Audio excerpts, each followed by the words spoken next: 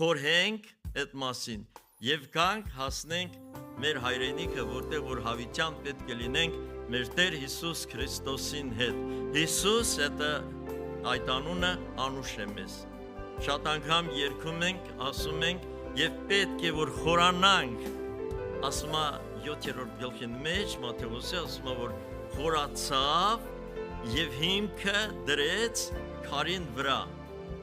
Այդ քարը, որը որ մենք գիտենք, որ անկյունակարը, որովհետև մենք կառուցում ենք հոգևոր բնակարաններ եւ մեր տաճարը, որտեղ որ Հիսուս Քրիստոսին հաճելի եղավ բնակվելու մեր մեջը։ Դրա համար այսօր այդ երանությունը, որ մենք ունենք, ալելույա Իրան, այդ երանությունը, որ տվել է մեզ, ես հիշում եմ մեկտեղ, որտեղ որ ծննդոց մեջ է գրված, կուզենա այդ մասին մի քիչ ամփոփենք, ասենք, խոսենք, որովհետև կա բաներ, որպեսզի կատարվել է մեզ համար օրինակ կամ խորհրդանիշ, ալեգորիա, որ մենք կարողանանք նայենք դրան եւ մի ոնց ասած